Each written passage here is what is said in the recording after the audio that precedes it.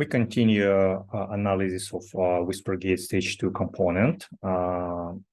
This is a destructive Russian attack executed against Ukraine on January 14. And in the previous episode, we figured out that stage 2 has a link for Discord from where it downloads the next stage Trojan. And so here it is. So this is a file version info that we figure out, and we can find the link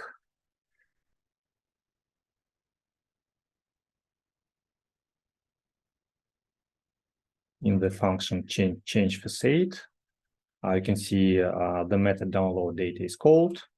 It's a little bit obfuscated to make it tricky to find it. And this is a link. As you can see, this is a JPEG file, and it is downloaded from cdndiscord.application.com. To make stage 2 run, we will set FakeNet-NG, as I mentioned in the last video, and we'll set fake Discord CDN server in order to download this JPEG file. So stage 2 will continue executing the file. So to do that, first let's check where you can find the FakeNet-NG. FakeNet-NG is a framework for simulating CNC servers created by Sikorsky and Koenig. They are the authors of Practical Malware Analysis book published in 2012 by Stark Press. I highly recommend for beginners to start with this book if you want to get familiar with malware analysis.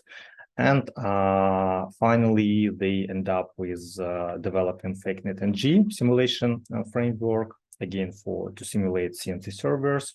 So once you reverse the protocol between the malware and CNC server, so you can use this to simulate the network communication.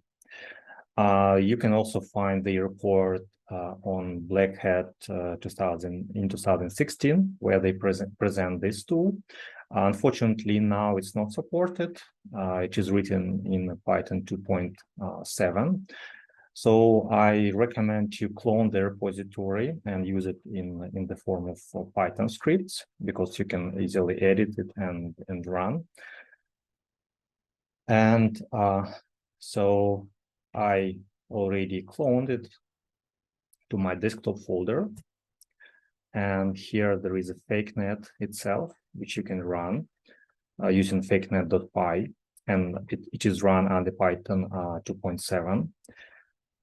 And you need to start with configuring it. So I used default configuration. I haven't changed it.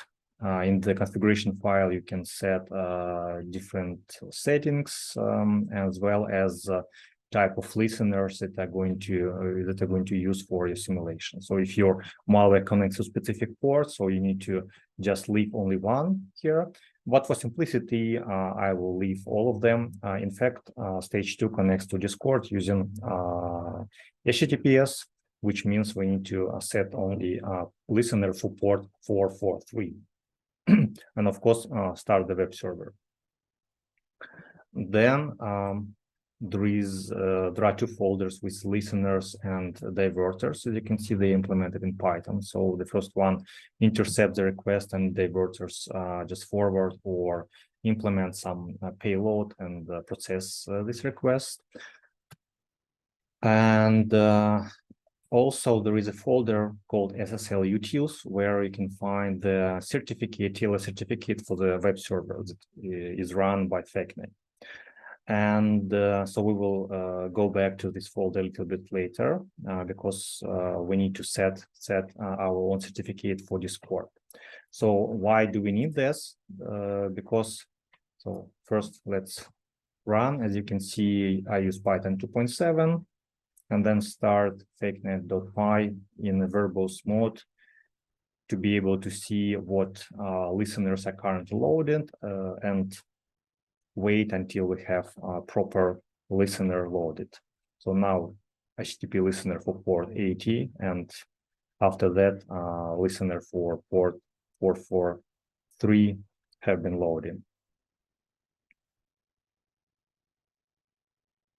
Okay, now we're good.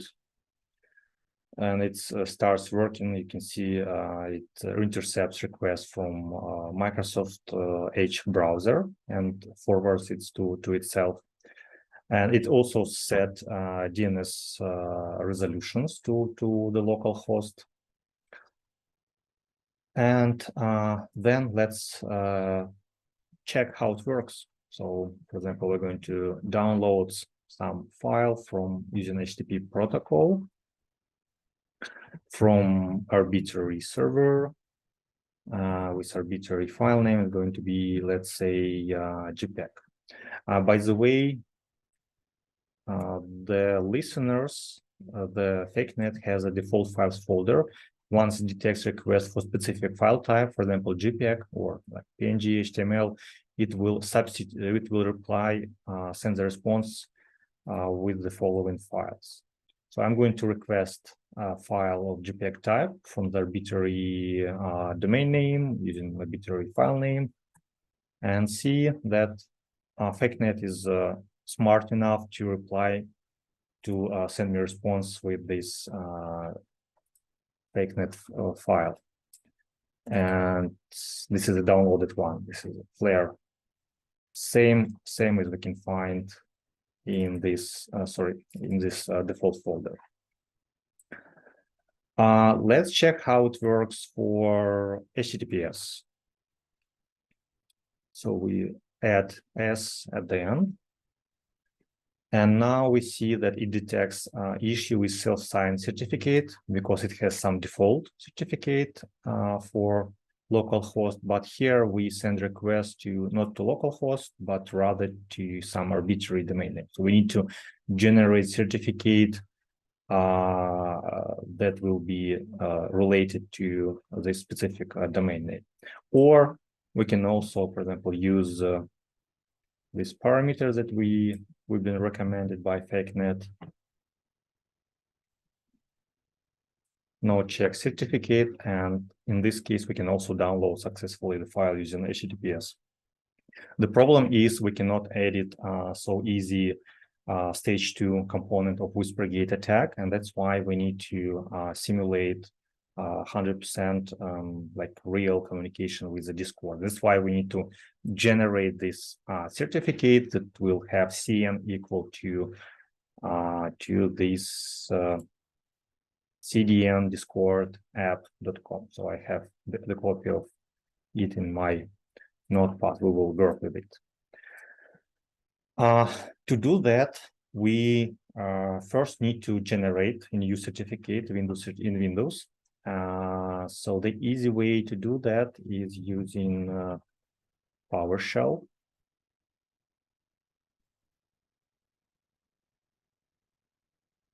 So we need to run it as administrator.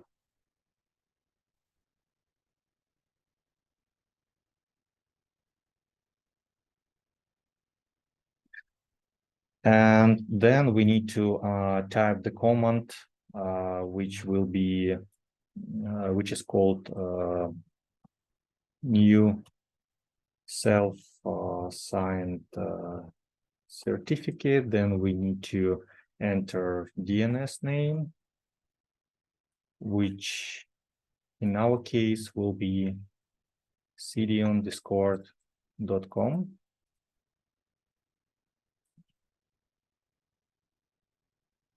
And provide the location for this certificate, cert store location. Cert store location. And the syntax of the path is cert/local machine my. This will store certificate into like a personal certificate folder. So it's been successfully generated, as you can see. And then we start Windows Management Console. we need to add snap in for certificates to be able to work with.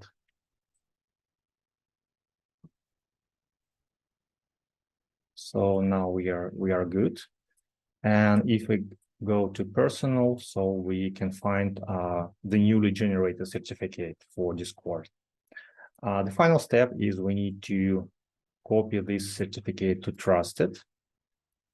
So now Windows is going to, all the communication from our system is going to be trusted to this domain using this self-signed certificate that is not validated by some certificate authority. Then we need to export because so we need to put it into listeners, into SSL utils. So here there are public certificate and private key in PEM format. So I'm going to copy the file path.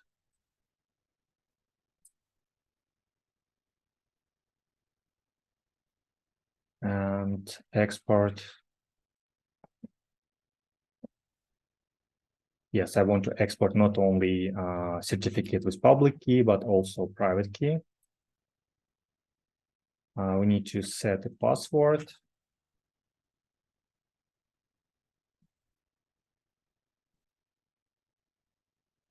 And provide the place we are going to save it. So let's use name1 for simplicity.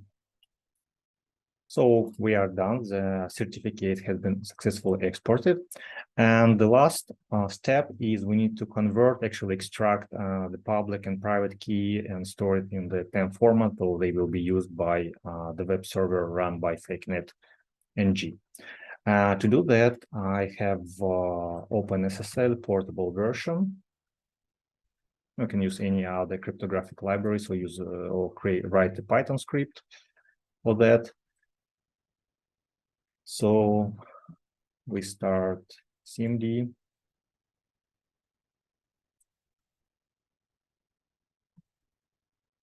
And we type OpenSSL. And to export the private key from pfix file, so we type the following command, pk cs12 input file 1 pfix. We don't need public key, no certs. And the out file, let's say it's going to be pk, it's intermediate file yet, so we can type any name. Let's check if I have correctly, yeah, we don't need to minus here. Import password. And we need to enter pump passphrase, so we can use the same password here.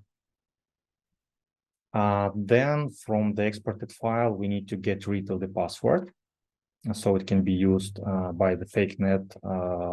If you have a look at the FakeNet source code, there is no like option that can be used to provide the password. That's why we need to remove the password. To do that, we are going to use command OpenSSL. Sorry, RSA in pkpem and out. So we need to use like the same name, brief key pem. Brief key pem.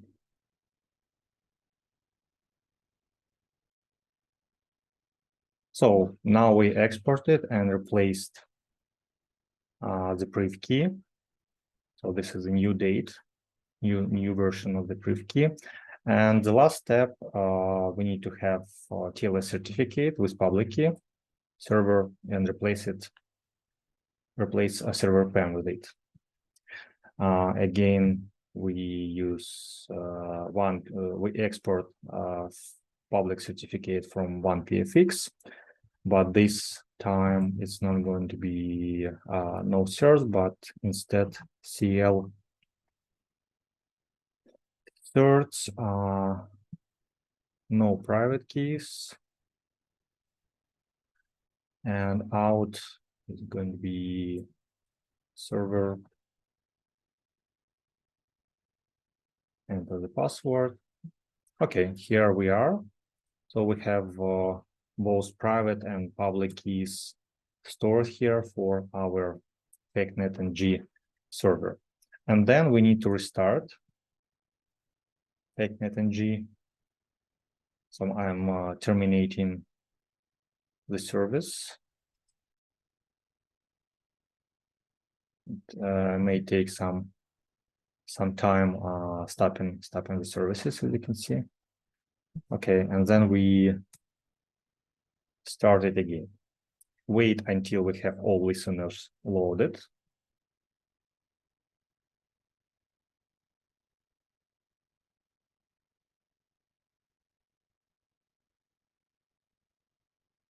And the last thing we need to fix with FakeNet-NG is to put our Trojan, actually this JPEG picture, to the same folder structure as it was on Discord CCDN servers.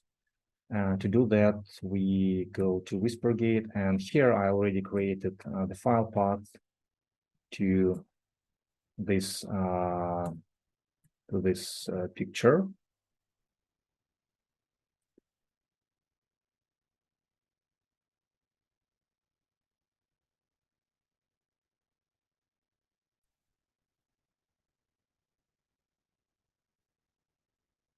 So we can copy the JPEG file that was stored on Discord server. I have it. And I especially for that created the structure that will be the same as in the path requested to Discord. And here I will just copy it to the web server folder. And finally, we can check if it works. So I'm going to try to download this file. And as you can see, it was successfully downloaded, even using HTTPS connection. And next, we can just start stage 2. So here it is. I can run process monitor to see if it's going to catch all the events, and we can also start Wireshark.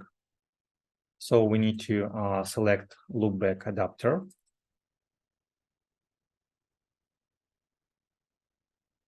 And filter only TLS traffic, and finally, let's execute stage2.exe and see how it works. So we have process monitor up and running. Also, we have in Process Explorer, we can see that stage 2 started PowerShell script with encoded command, base64 encoded command, which stands for start sleep for 10 seconds. It executes it 2 times, so it waits for 20 seconds, and then we can check if it tries to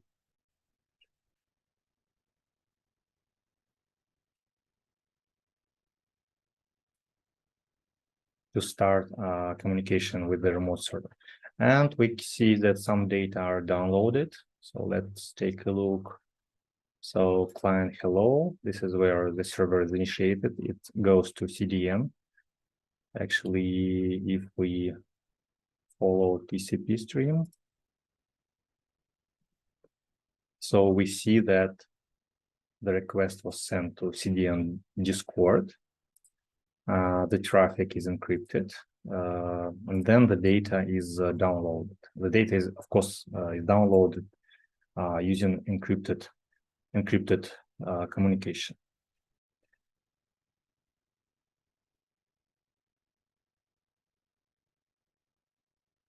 And my Windows Defender found some threats. So let's take a look what these threats are. We can also enable file monitor. And we see that some files were dropped to the temp folder.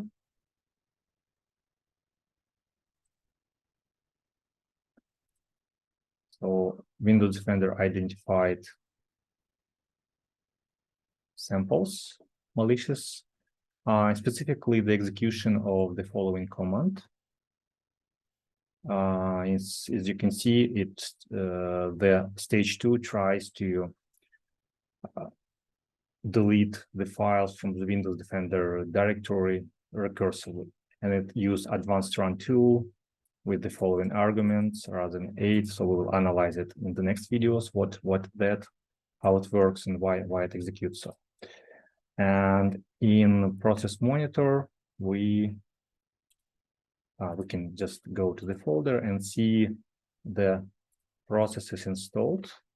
I'm going to suspend currently the malicious process. And we have several tools here, VBS, install util, advanced runs. And this is a file created by the Wireshark. So in the next video, we'll continue analyzing how stage2 drop these files, what these files are, and how finally stage2 can launch the file wiper. I can give you just a brief insight on that it's going to use a process following technique, and to start it's going to use Microsoft's install util system file. So that's it. Thank you for your attention, and see you in the next episode.